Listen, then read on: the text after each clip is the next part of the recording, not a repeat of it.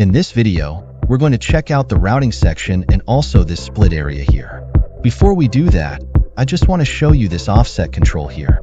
Now, if your DAW is having problems with latency from another plugin that it's using, you can actually offset the tempo of LFO tool against the host tempo. So you could bring it forward or push it back, and that will allow you to basically offset that latency. To reset it, you can command click again.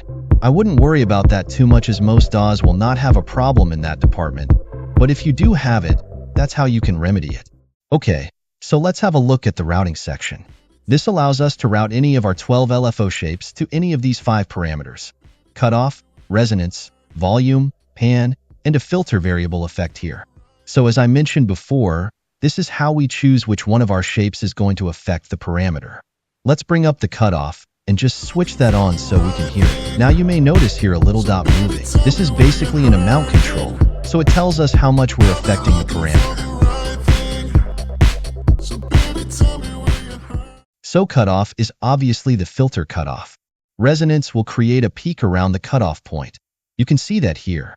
Volume is for kind of traditional sidechain effects and also gating effects, and pan will allow us to create kind of an auto pan. Now, this filter variable parameter is going to be determined by the filter type we have. At the moment, it's not doing anything. A lot of time, it'll be fat, so it'll make it a fatter kind of sound. Then other times it'll be, say, morph. And sometimes it'll even be random French words, like buff, meaning beef. So basically, this will change depending on what we have selected in the filter type.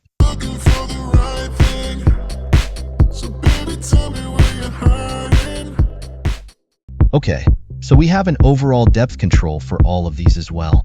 This is great if you want to automate something. So you might want to have it playing without, and your DAW could automate that to bring that effect in. Okay, just reinitialize this. Let's have a look at the split control, but let's do that on the bass line. We're sidechaining the bass line to the kick drum. Well, we're sidechaining the bass line.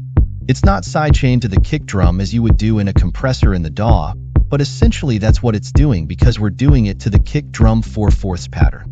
So what we can do is bring in this split control, and whichever is illuminated here, whether it's low frequencies or high frequencies, we're only going to affect that portion of the frequency spectrum. So at the moment, we're only going to affect the low frequencies, and the high frequencies are going to pass through. The point at which they pass through is set by this frequency dial here. So everything above 720, or in this case, is going to be affected by our routing section. You can hear all those high frequencies coming through. If I switch it off, they're not coming through as much. So we could do the opposite. Now, in both cases, I think it sounds better with it off, and often the simpler way of doing things is better.